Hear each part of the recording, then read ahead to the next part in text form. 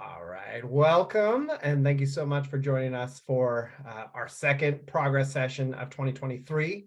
Progress is Phi Kappa's digital education platform, allowing us to address topics that are important to our members but may not fit into our traditional educational programming, and also reaching audiences that are not typically included in our traditional education programming.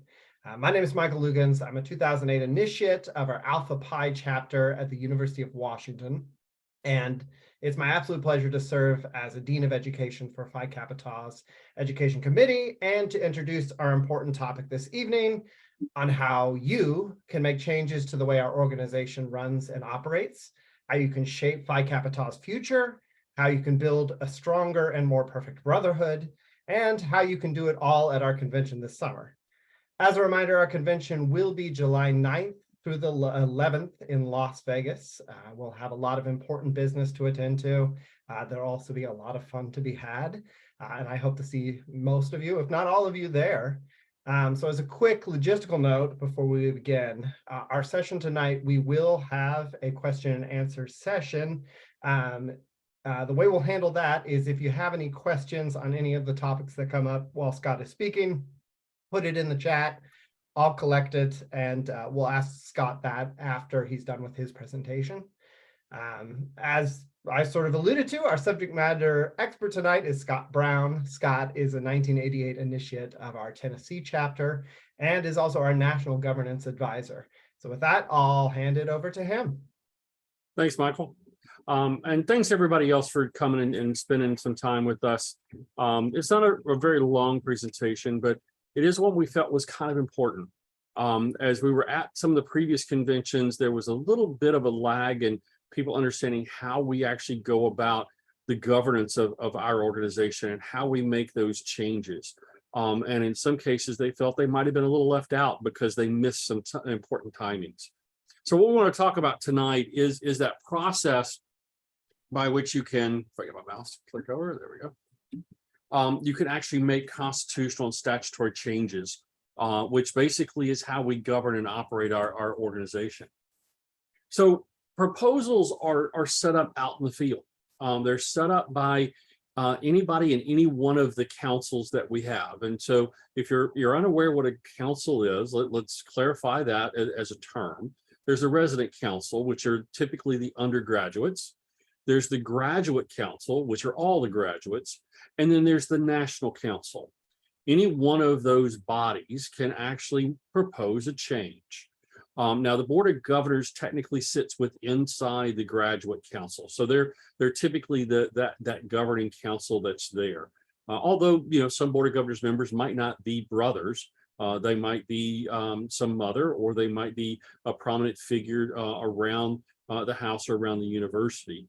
But that doesn't mean the Board of Governors can't take their idea and share it with the Grad Council for submission.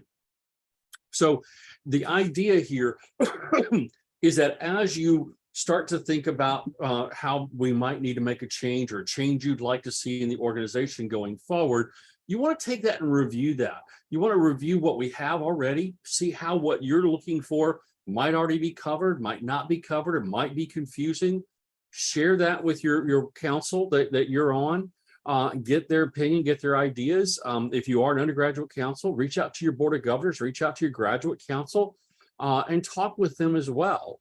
Then you want to start developing that into a proposal. We'll talk about what that proposal looks like and how to do that in this presentation. And then finally submit it for consideration. And what will happen is it'll get reviewed, and then it'll be posted in the appropriate place. So we'll talk about some of the timing that is there. So what are the Constitution and statutes? So they, as I said, are that governing document by which we operate. They set forth the rules by which we're going to hold each other accountable, we're going to hold the executive offices accountable, and how we're going to maintain our organization. And they're set up at these two levels. The Constitution is the highest document.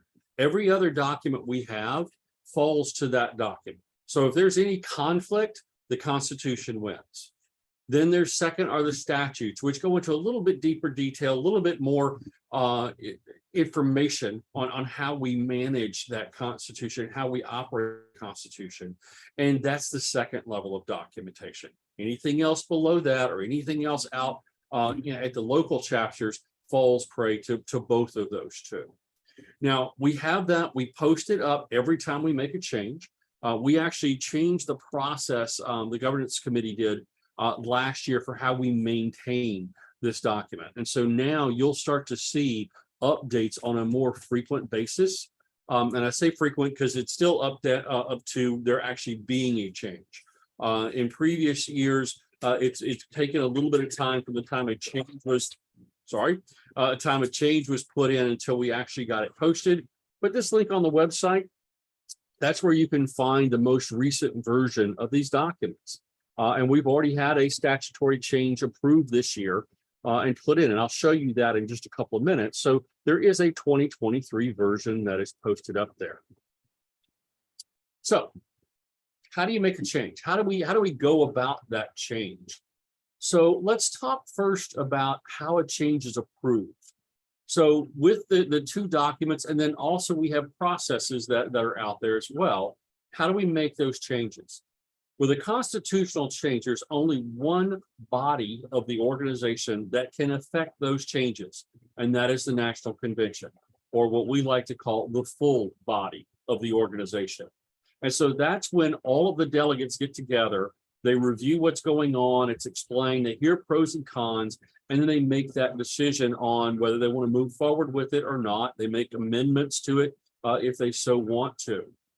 Statutory changes can happen at two levels, depending on the time span where we're at with the organization. If a statutory change comes in at any given time, the National Council can act on that in absence of being at convention time. If we are in this convention window, then we send those to the convention and the convention votes on them just like they do for constitutional changes. I apologize, my dogs have decided to come down and play. So hang on one second.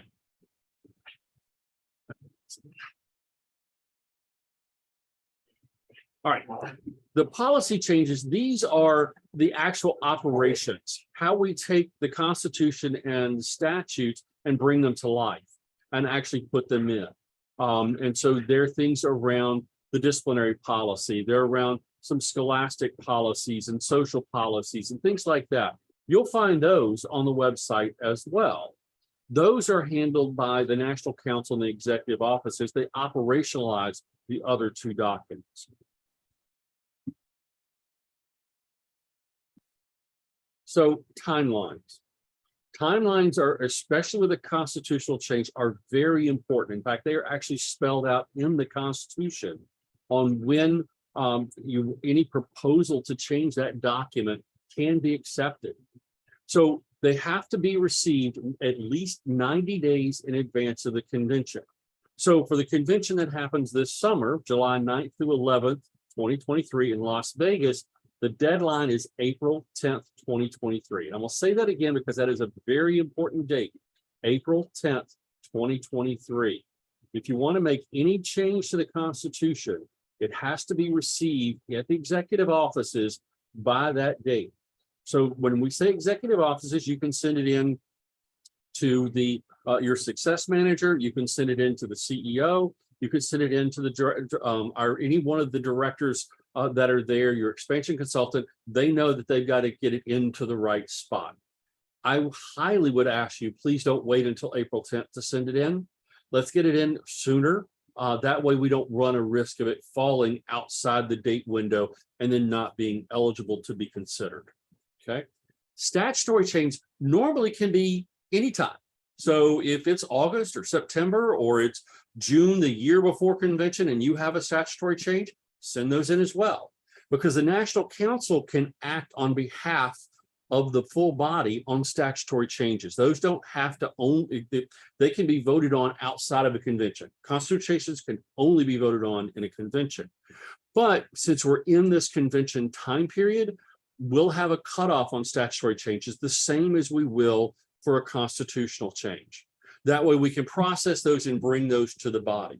Now, if it is something that is extreme, that's really bad, that we need to fix right away, we can't wait, National Council in their meetings between April 10th and the convention could decide to go ahead and take action and process that statutory change. And it'd be already done before we get to convention. But it's going to depend on what it is. Our likely goal is that we'll put them all together and bring one package of constitutional and statutory changes at that convention in Vegas. So again, the deadline, April 10th, 2023.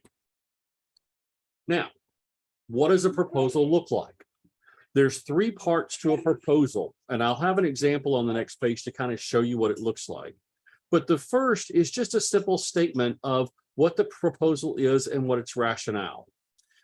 We need to do X, Y, Z, and to do that, we need to effect a change. The second is you're going to actually take the section of the document where you think the change should be, or where the wording is that needs to be changed. So this is the as is phrasing that's in the documents today. You would list that, and then you would highlight where the changes need to be in that particular paragraph or a couple paragraphs or what have you. If the proposal is to add a new section that wasn't there before, then in this section, you're just going to state, place this between in Title 4 between number 45 and 50. That way we know this is where you want it inserted. And that, again, you're only going to do that really if it is a completely new section that isn't there today. The last one is the to be phrasing. This is what you want it to look like. So you'll take the phrasing that you had from number 2, you'll repeat it and replace whatever, reorder whatever, do whatever you're looking for, and then highlight what you changed. That way we can see exactly this is what it was going to look like in number 2. This is what it's going to look like, or what you want it to look like as part of your proposal. If it is a new section that you're adding, put in there section 50, and here's what that wording should be. That way we know where it is. So here's an example. I told you we did already process a statutory change early this year. Whether it's a statutory change or constitutional change, it would still use this same format. So you can see the first part up there is just that simple statement from section number 1, says that the following recommendation is to the statutes and it's for correcting this. And then we list the title and the spot where that particular change is. Section number 2, that's where we talk about where it currently reads. So you see the title that it's in. So even if it's not the very first thing under the title, put the title or put the act or the congressional section that it is, so that we know, okay, it goes in this bucket. And then you put in what is exactly there. This particular change was asking to change the name from Chief Learning Officer to National Education Advisor. We had already done this years ago, but the documentation didn't catch up with what was there. So that was what the statutory change was to correct the documentation to have the correct position or position title. So they highlighted Chief Learning Officer. Then in section 3, they repeated everything from section 2 and then highlighted what the new word should be. Now, it very easily could be we just want to take that out and leave it blank, depending on what the change is. It could be you're adding a new section, could be you're adding several different languages or other languages that need to go in there around 3 or 4 sentences that clarify something, whatever it is. This is kind of the basic format. You could submit this as a Word document. You could submit it in the body of an email, whatever works. It does need to be editable text. So do not submit it as an image. Do not submit it as a PDF, because when the executive offices get it, they're going to send it over to us at the governance committee just to validate and make sure that it's cleaned up, it's in the right format, and that we can also process it into a presentation to be given at the convention. Now, there might also be that, hey, it's already covered, or we already do this. We may actually call you back and work with you on what you were doing to try and hone down what your use case is or what you're trying to change. We may actually work with you on an improved wording of what you're looking for. So those types of things might happen as you're going through this and we get there. And so that's what that 90-day period before the convention allows us to do, is to make sure it's the best proposal that it can be, and that it isn't something that is already covered and maybe it just it needed a different wording, or maybe, oh, okay, now I see it. I didn't know it was in that section as opposed to this section. So in summary, there's just a couple things you need to do. think about if you want to make a change. Discuss that with your local councils, with your local brothers. If you reach out to some of what we call your second chapter, those of us who may not be from your home chapter, but we are alumni as well, we're more than happy to talk with you and help you hone ideas or discuss how an idea might work. Review the existing documentation, see if it's there, see if it's just maybe you weren't looking at it in a certain way. If you look at it a different way, okay, now I see it's there, but maybe it's confusing. Things like that. Develop that proposal, put it in the format, and then submit it. Again, submit it before April 10th, 2023. And then we'll see you in Las Vegas, because if you're going to submit one, then I will hope that you will be there to stand up at the microphone and help us support your change and get people to understand why you are asking for that change. That's probably one of the most important things that we see people when they submit things, they fail because they're not there to stand up and say, this was my change. Here's why I wanted the change. Here's what I'm looking for it to do for us and how it can make our organization better. And I think sometimes that is the biggest thing that we need from folks, is that ability to stand up there and support. And if you're unable to, then you need to make sure somebody from either your graduate council or your resident council is there to represent it. So with that, I'll turn it back over to Mr. Lukens to see what type of questions we have. Thank you, Scott. And I do want to just vocalize for those who might not have access to the chat, who may be viewing this asynchronously. communications@phicapita.org is a great catch-all email address to send those proposals into, again, by that April 10th date. That will be a good place to send it, and that will be handled by and sent to the appropriate places as well. I don't see any questions in the chat. Since we have a small group with us here tonight, if you want to come off mute and just ask your questions, that's totally fine. If you feel more comfortable putting it in the chat, please do that now. I'll give a couple moments here. Before we close My out. question to Scott, has anything been submitted? I had to go out for a little bit while you were speaking, Scott. Sorry if you said this. Sure. Has anything been submitted for this convention? And if so, what? We have one that is on the table that is being discussed, but has not been fully submitted yet, that I know of. Okay. So there may be something, but until you're done evaluating it, it's not prudent That's to correct. put it out. I understand completely. Thank you. Yep. And then there is another one that the governance committee is working on that I'm supposed to had done in the past year and a half that I haven't done yet. We will be reformatting the statutory section. Right now it is numbered, when you start at title number 1, it starts with paragraph number 1 or section number 1 and goes all the way to like 70 something. We're going to change that where each section has its own unique numbering. Because if we go in and we add a new section 2, every section below there has to be renumbered. Renumbered, yeah. And so the other thing we're going to do is we're going to update the Word document formatting because we have some difficulty with Word playing around with formatting, and it takes forever sometimes to make a change. So there's a couple of things like that we're going to do, and those will be statutory changes because it's more formatting and structure of that statutory section. So those the council will probably have done before we get out to convention on that part. Okay. Do they announce, does Phi Capital, I'm asking this practice, if they make a statutory change between convention, they always report it at convention, but is there a process that it gets reported out prior to the national or to the membership? Yeah, there are a couple of times where we'll make a specific announcement. Sometimes we just post the new document, and you'll see, you can compare the documents back and forth, but we don't necessarily have a change log. Okay. But yeah, the statutory changes that have been approved since last convention will be part of the minutes that are read in and made part of the record from the council. Okay. Thank you. Sure.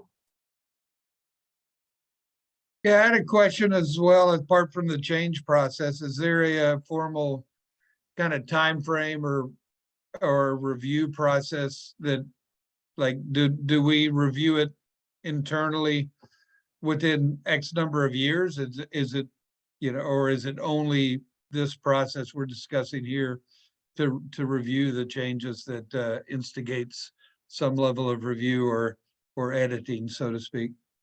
Sure. So we don't necessarily do a complete document review. Typically what happens is people bring up an issue and then we'll review the document to see how it handles that issue or what the document says about that issue. So we actually did, excuse me, some work, excuse me, about a year or so ago on the voluntary withdrawal program and how that functions and all of that. And so when that was brought up as a concern someone had and they had a change, we went through and we started and we looked at how that process is handled all across the document. And then wherever it was, we then focused in on those particular things. So that's typically how we do the document, is look for when someone is trying to do something or they have a question about something or they say something's unclear, we tackle it from that type of standpoint. And that can happen anytime. It's just we can't physically change the Constitution section except every 2 years, or depending on when the convention is, but at convention, the statutory changes as they come in, we'll process those on council. Okay, and to add on to my question, is do we have anything that, and I don't really know if this is an applicable question, but do we have anything that at this level of documentation or standard, so to speak, if there's a non-compliance event within a chapter that, like, it follows that, because in my mind, that would trigger a review or some type of action, but is there anything that, Yeah. See what I don't know if you get what I'm. Yep, I get what you're going. Yeah. So if a chapter had some type of event that did not meet our criteria, the criteria are set forth in a couple of policies, most notably the risk management policy. Yeah, that's exactly where I'm focusing. Yeah. Go ahead. So that policy, we can always review that at any time. That actually is processed through council and through executive offices. That is not necessarily something that goes before the body, except for if we're making really large changes, we notify the body. But council and executive offices would work through policy changes and then approve those. We did just replace the disciplinary process. It used to be called the expulsion process. And so that's now, that was posted earlier this year or late last year, I think, on how we process accusations against a brother and those type of things to make it clearer, because we pulled some of those things out of the statutes and put them into a policy to make it a little bit better about how a trial is done and things like that. So when it comes to a risk management violation, that would fall through the risk management policy. And then it also goes after our insurance policy and the way our insurance policy writes as to whether there's coverage and those types of things. And those are handled, that type of thing is handled more in a policy standpoint. The statutes talk about, you need to follow the policy and you need to behave and you need to be a chapter and you need to make sure you're meeting the criteria. But we didn't want to necessarily put that type of thing in the statutes, not because it doesn't, it's not a governing thing, but they might change rather rapidly because of violations we have with risk management or local laws or other things that we need to make amends. And so we can actually change those policies a little bit faster than even a statutory change because of these external forces that might be out there. With a constitutional change, if we can only do that at every convention, there's no way that should, a risk management thing like that could live in there, because we would be outdated before we could even get to a convention to make that change. Yeah, good point. Thank you. Sure. And just so you know, those are the types of questions we deal with on the governance committee. We've got a team where there's about 5 of us. There's an educator, there's a couple of lawyers and myself, and we go through any types of questions like that come up, and they come up from council, they come up from a board of governors, they come up from staff, and we sit down and we review, okay, what is the thoughts, where do we find things, what says this here, says that here, what's an interpretation of what that means, and share that back and forth. Greg, Thank you for that. Your hand up. Thanks, Mike. Scott, did I hear you right that there have been some changes that have been approved but not yet ratified by the convention regarding, did you say trials and tribunals? What did you say there? Yeah, so what we did, it was we redid the voluntary withdrawal process, not really process, the statutes around that, about a year and a half or so ago. And part of what we did there was we pulled the trial out of the statutes and we put it in the hands of the executive offices to write that into a policy. Because we felt it, and even Art Hogue, our corporate attorney, said, yes, that probably should not be in the statutes. It should be in a policy because that's how you're implementing what's in the statutes and not necessarily a statute. So the executive offices made a first draft of that and brought it over to the governance committee for us to work through. And we worked through that and processed it. It was originally called the expulsion process. But what we looked at was that process really might relate to more than just an expulsion of a brother.